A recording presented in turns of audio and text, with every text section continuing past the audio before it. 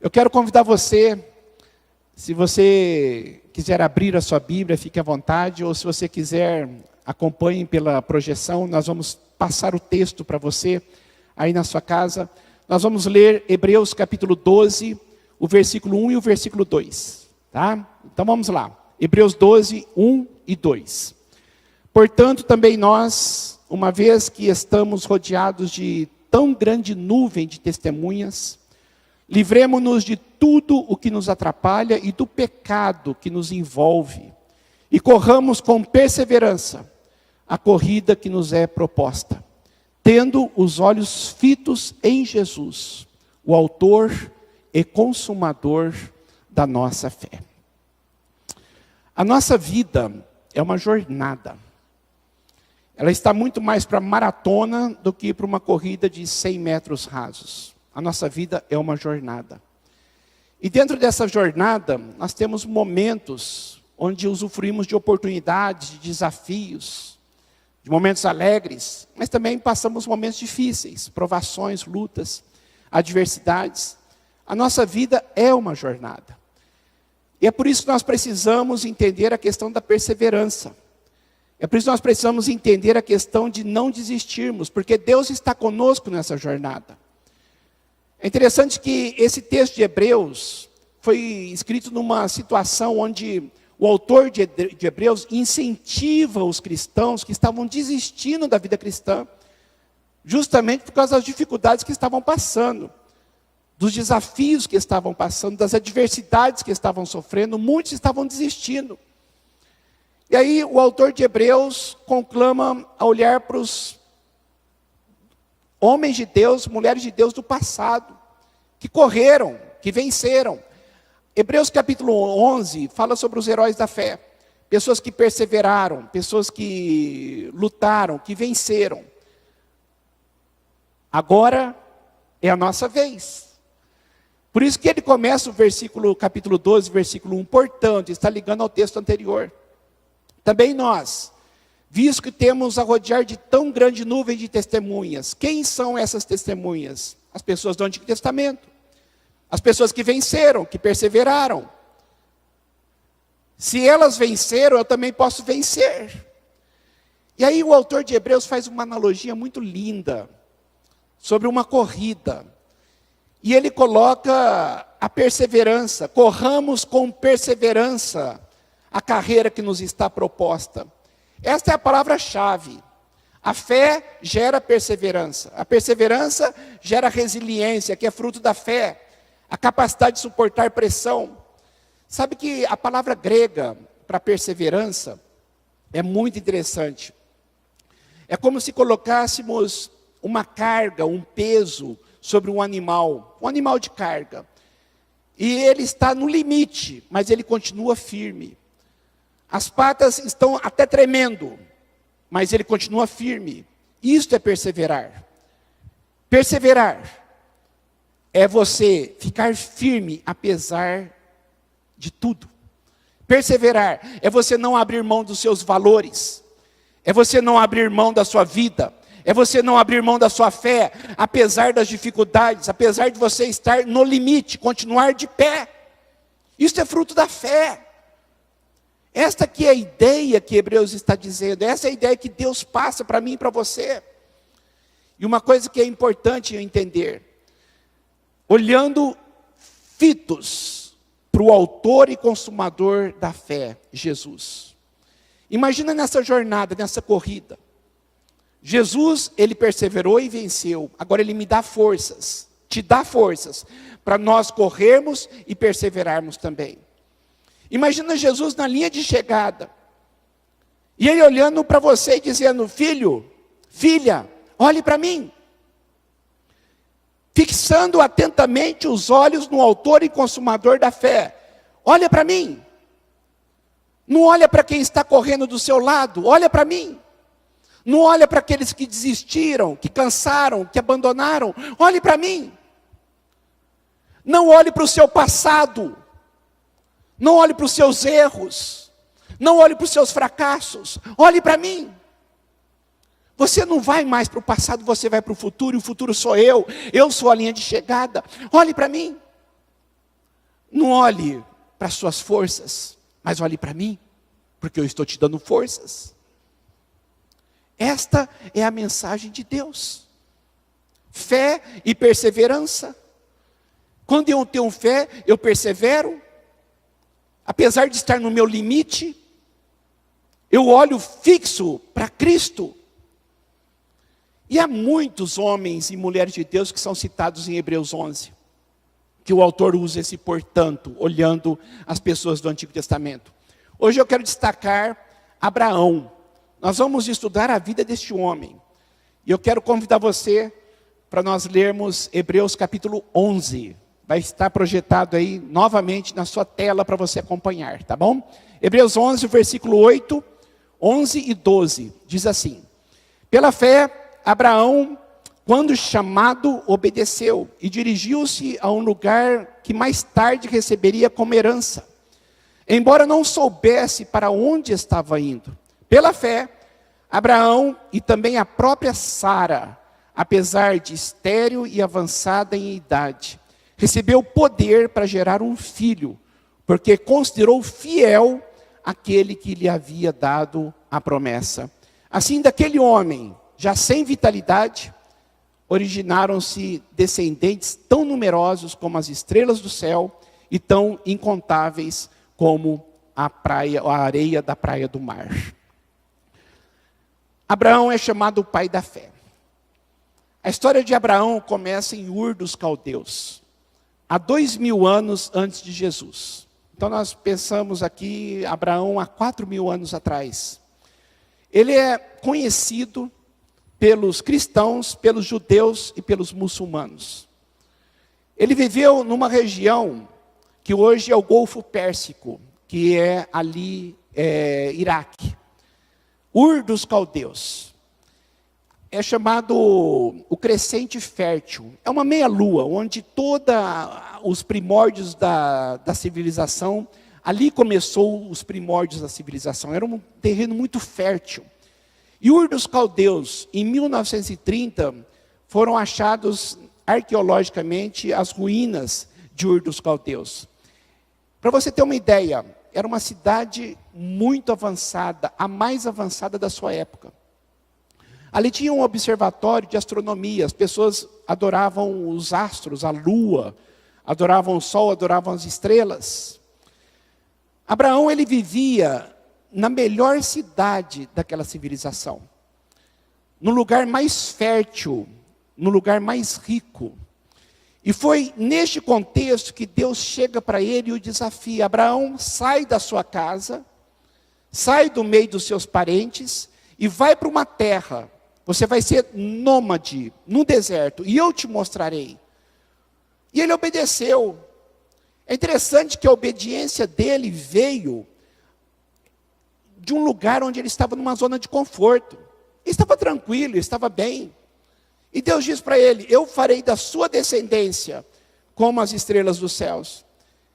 Era um contexto que Abraão conhecia bem, porque ele vivia numa cidade onde havia a astrologia e a astronomia. As pessoas observavam as estrelas dos céus, ali em Ur dos Caldeus, e Deus usa uma linguagem que ele conhecia bem: as estrelas dos céus.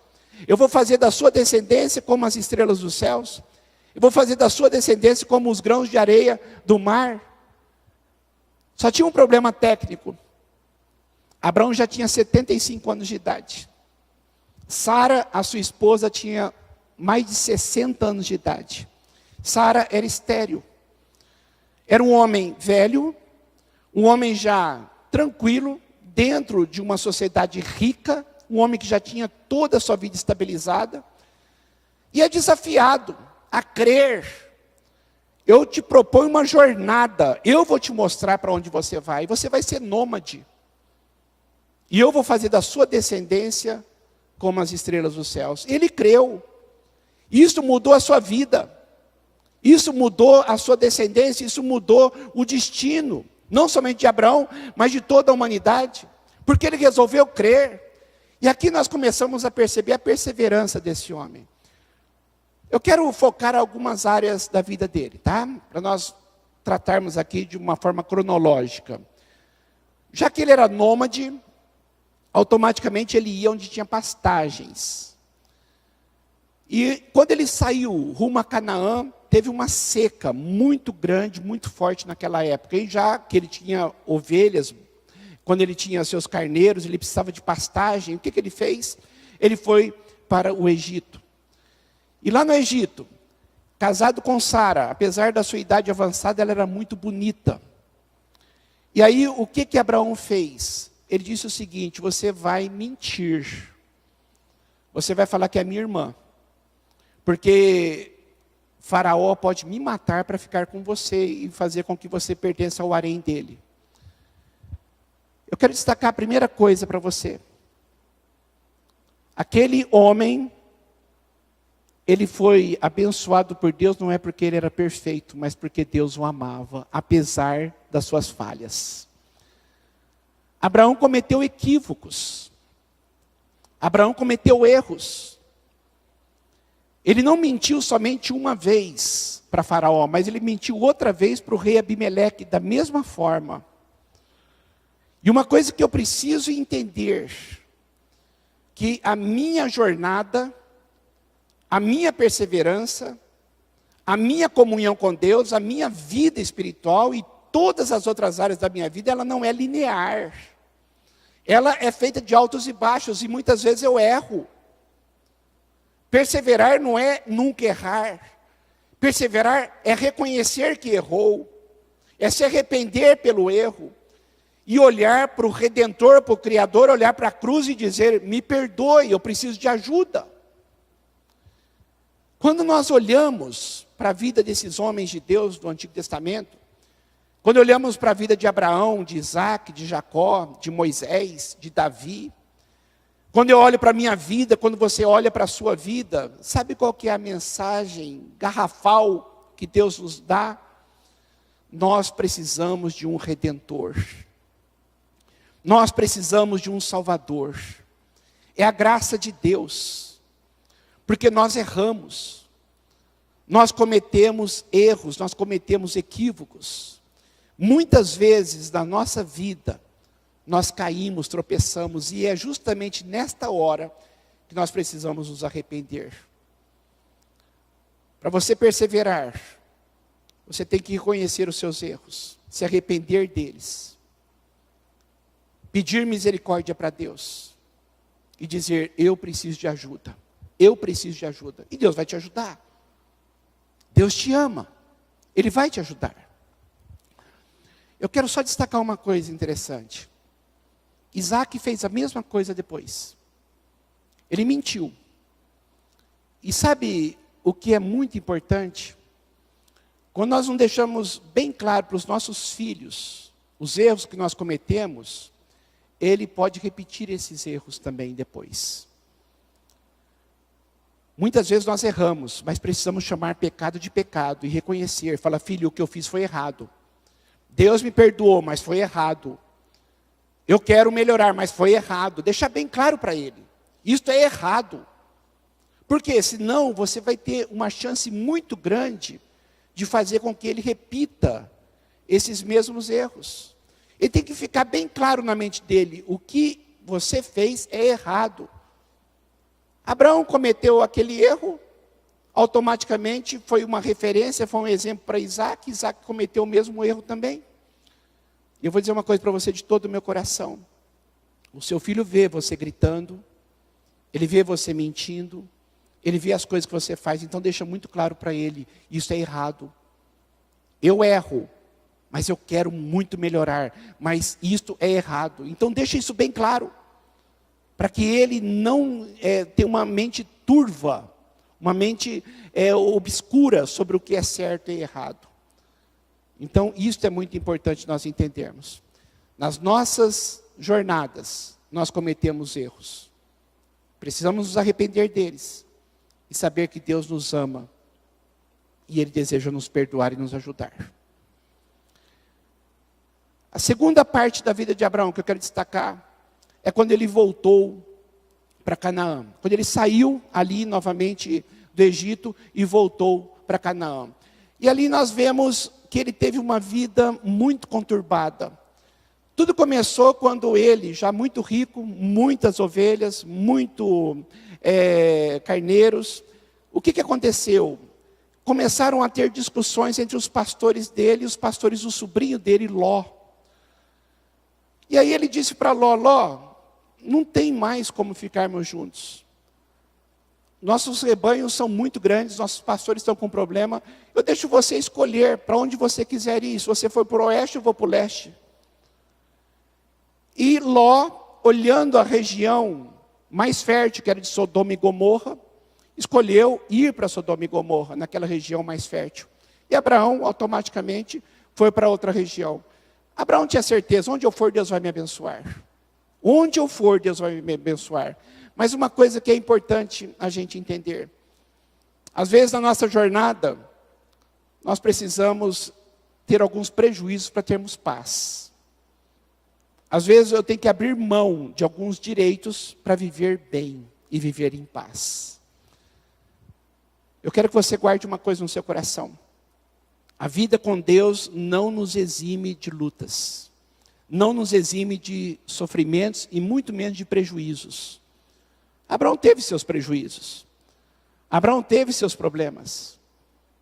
Deus estava com ele, como está com você, como está comigo, mas não somos isentos de lutas. Algumas pessoas pensam de forma muito equivocada que vida com Deus é ausência de problemas, e não é. Mesmo nas dificuldades, Deus está querendo nos ensinar. Prova disso: Abraão abriu mão do seu pasto ali, né? E saiu para uma outra região. Agora, eu quero destacar uma outra coisa. Quando nós passamos uma fase complicada, você percebe que um problema vem atrás do outro. Parece que é uma coisa impressionante, como uma coisa chama a outra. Abraão, quando ele distanciou-se de Ló, alguns reis vieram contra Sodoma e Gomorra e Ló foi levado cativo. Abraão teve que parar tudo o que ele estava fazendo e lutar uma batalha que não era dele. Entrou numa briga que não era dele, justamente para poder libertar o seu sobrinho Ló. Você já se viu dessa forma também? Lutando batalhas que não são suas? Você entrando numa luta que não é sua? Foi o que aconteceu com Abraão. Ele entrou numa batalha que não era dele. Ele foi, a bênção de Deus estava com ele, Deus o abençoou e ele venceu aqueles reis, trouxe o seu sobrinho de volta. E diante dessa situação, acontece uma coisa misteriosa. Um homem sem genealogia, um homem que nunca foi falado na história, chega do nada e abençoa Abraão. Melquisedeque.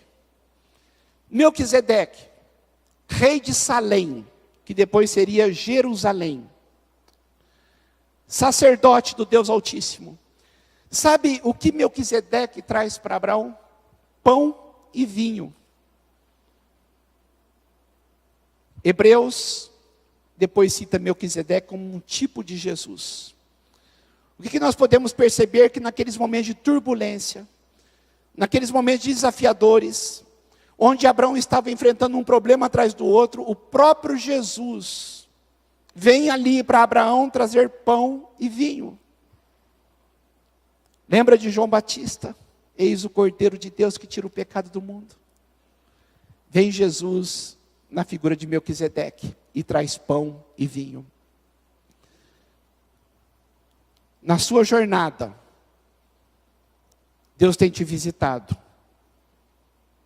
Na sua jornada, nas lutas que você tem passado, Deus levanta Melquisedeques para te abençoar.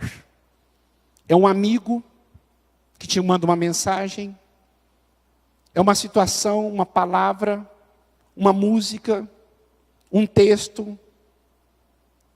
Deus está com você. Muitas vezes nós estamos tão focados no problema que nós não vemos Deus se manifestando através dos Melquisedeques. Deus, na sua figura poderosa, Jesus Cristo, vem para nos dar alento em meio às lutas que temos passado. Se você parar um pouquinho para pensar, você vai perceber isto. Quantas vezes Deus levantou uma pessoa para te dar uma palavra gostosa, boa? Fique perto de pessoas boas. Fique perto da igreja. Não abandone a sua fé, porque é ali que Deus levanta os Melquisedeques para te dar uma palavra de ânimo. Em meio às lutas que você tem passado, em meio às dificuldades que você tem passado. Deus está com você, para te animar, para te fortalecer, para te renovar na sua jornada. Agora, uma outra coisa que eu quero destacar, é o filho da promessa. Abraão, com 75 anos de idade, saiu de Ur dos Caldeus. Com 85 anos, Sara tem uma ideia. Vamos arrumar um jeito para que você tenha um descendente. E deu a escrava Agar, para que Abraão tivesse um filho com ela. Dessa ideia nasceu Ismael, que só trouxe transtorno para a vida de Abraão, só trouxe dificuldades de relacionamentos, causou um inferno ali na família de Abraão. Mas chegou um momento onde Deus disse, chegou a hora. Com 100 anos de idade, Abraão tem Isaque. Sara, quase 85 anos de idade, já tinha passado da menopausa, já não ovulava mais. Uma mulher já idosa, uma anciã, um ancião, nasce o filho da promessa, nasce Isaque. Nada é impossível para Deus. Nada é impossível para Deus. Nasceu o filho da promessa. Deus cumpriu a sua palavra. Abraão agora começa a perceber, o Deus que eu sirvo é um Deus fiel. Esse menino cresce, trazendo muita alegria para Abraão e para Sara. Aí chega Deus para Abraão num determinado momento, Isaque já adolescente. Deus diz para Abraão, eu quero uma coisa de você. E Abraão disse para Deus, Senhor, pede o que o Senhor quiser. Dinheiro, ovelhas, bens, pede o que o Senhor quiser. E aqui Abraão passa para a maior prova da vida dele. Literalmente, provação, fé no fogo. Deus diz, eu quero o seu filho Isaque. Eu quero que você o ofereça como sacrifício para mim. Eu quero Isaque. Sabe o que Abraão teve que optar ali, que escolher? Entre ficar com as bênçãos de Deus ou o Deus das bênçãos. Ele teve que colocar diante dele o que traz sustentabilidade na minha vida, o que traz força, o que é o alicerce da minha vida. São as bênçãos de Deus ou o Deus das bênçãos. Isso é muito importante, porque na nossa jornada, nós começamos a ficar tão empolgados, entusiasmados com as bênçãos de Deus, que nós esquecemos o Deus das bênçãos. Ficamos empolgados com a saúde, com o trabalho, com o estudo, com a prosperidade, com o dinheiro. E achamos que tudo isso vem do nada, enquanto Deus é a fonte. Então este foi o maior teste da vida de Abraão. Porque o nosso grande perigo, e o maior perigo de nossas vidas, é fazermos das bênçãos de Deus nossos ídolos. Pessoas que fazem do dinheiro um ídolo, que faz da família um ídolo, que faz de um filho um ídolo. Então este foi o teste. E Abraão disse, sim. Ele pega o fogo, pega o cutelo, o punhal, pega a lenha, e ele e Isaque vão.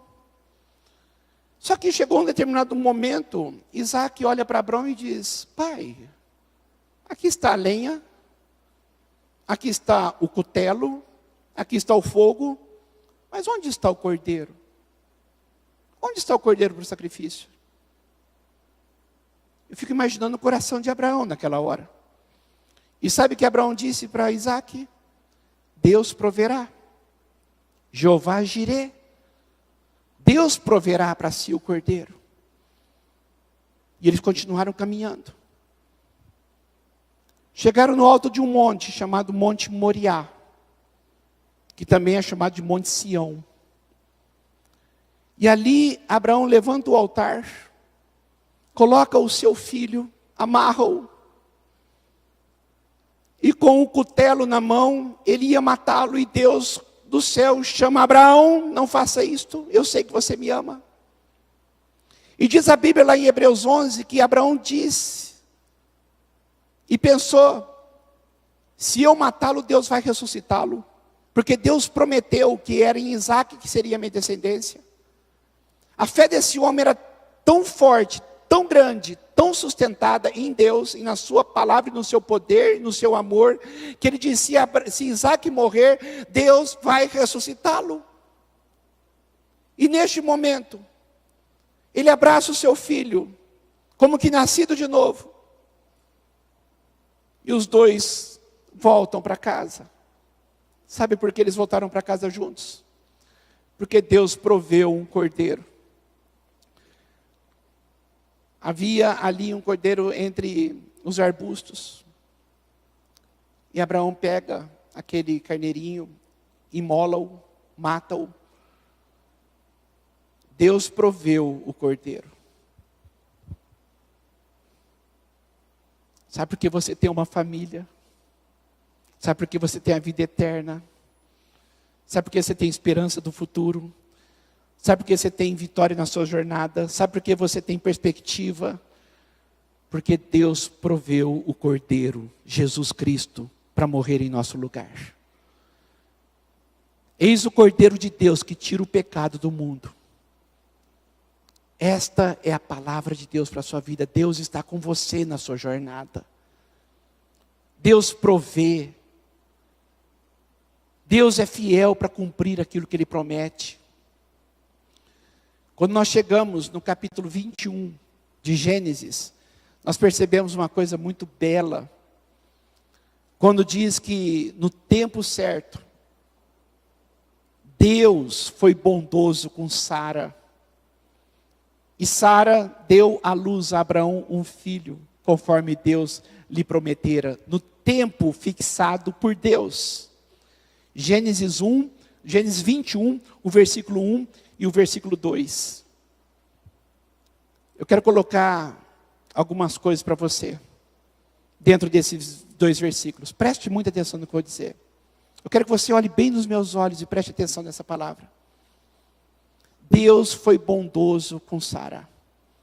Deus foi bondoso com Abraão. Deus é bom. Deus é bom. Em todo tempo, Deus é bom. O que vai te fortalecer na sua jornada, para que você continue caminhando de cabeça erguida, é crer que Deus é bom. Crer no caráter de Deus. Deus sabe o que faz, mesmo que eu não entenda o que Ele está fazendo. Mas Deus é bom. E eu creio no caráter dEle. Eu creio na idoneidade dEle. Eu creio no poder dEle. Eu creio no amor dEle. Deus é bom. A segunda coisa, Deus cumpriu a sua promessa. Todas as promessas de Deus vêm de um Deus fiel. Salmo 37, versículo 4 e 5. Palavra de Deus para a sua vida. Agrada-te do Senhor e Ele satisfará os desejos do seu coração. Tenha prazer em Deus e Deus vai te dar aquilo que você deseja. Porque a sua vida vai estar alinhada com a dEle. Versículo 5. Entrega o seu caminho ao Senhor, confia nele e o mais Ele fará. Sua vida sentimental, a sua vida emocional, a sua família, o seu trabalho, as suas finanças, entrega o seu caminho ao Senhor, confia nele e o mais Ele fará. Deus é fiel para cumprir aquilo que Ele promete. Então, na minha jornada, para eu continuar caminhando de cabeça erguida com perseverança e fé, eu tenho que acreditar que Deus é bom e que Deus é fiel. Mas tem uma outra coisa também que é muito importante. Deus deu Isaac no tempo fixado por Deus. Diz lá o capítulo 21 de Gênesis, versículo 2. Isaac nasceu nem um dia antes e nem um dia depois do que Deus determinou. 25 anos depois da promessa, Deus cumpriu. Mas foi no tempo fixado por Deus. E é isso que eu e você precisamos entender. Deus muitas vezes coloca a nossa vida no fogo por causa do tempo, que parece demorar demais. Deus, onde está o Senhor que o Senhor não me ouve? Onde está o Senhor que o Senhor não age? Ouça minha oração, atenta ao meu clamor, mas parece que tudo demora.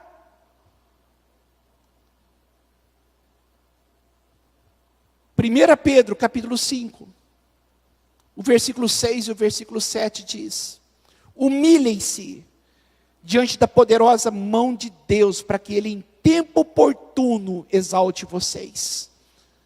Não andem ansiosos, mas lancem sobre Ele toda a ansiedade de vocês, porque Ele tem cuidado de vocês. Eu acredito que o maior desafio nosso é entender esse tempo oportuno. O maior desafio nosso é aceitar esse tempo oportuno, porque esse tempo oportuno é o tempo de Deus, não é o meu e nem o seu. Às vezes nós não entendemos essa aparente demora de Deus. Mas o que fazer com a ansiedade? O que fazer com a preocupação? O que fazer com o exasperar? 1 Pedro 5, o versículo 7. Lancem sobre Ele toda a ansiedade de vocês. Por quê? Porque Ele tem cuidado de vocês. Não está faltando nada para você, porque Deus tem cuidado de você. Deus é bom. Deus é fiel. Deus tem provado. Deus tem abençoado. E Deus tem provido para a sua vida. Palavra de Deus para a sua vida. Tenha perseverança. Olha para Jesus. O exemplo de Abraão me dá uma ideia maravilhosa de que eu cometo meus erros, meus equívocos, mas eu tenho um Redentor, eu tenho um Salvador. Existe o arrependimento, existe o buscar a ajuda de Deus, existe a provisão, existe um Deus fiel, existe um Deus que me ama, existe um Deus que provê, o Jeová Jirê. Tenha perseverança e fé. E eu quero profetizar sobre a sua vida, que você vai colher tudo isso que você tem plantado. A bênção de Deus está sobre você. Mas acima de tudo, não abaixa a sua cabeça. Levanta a sua cabeça e continue caminhando. Tenha perseverança. Tenha resiliência. Porque Deus vai te honrar. Deus vai te honrar. Que a bênção do Eterno, do Deus Todo-Poderoso, o Deus de Abraão, que através de Jesus é o meu Deus e o seu Deus, que a bênção dele esteja com você, com a sua família, hoje e para sempre, e para sempre, e para sempre. Amém e amém. Glória a Deus.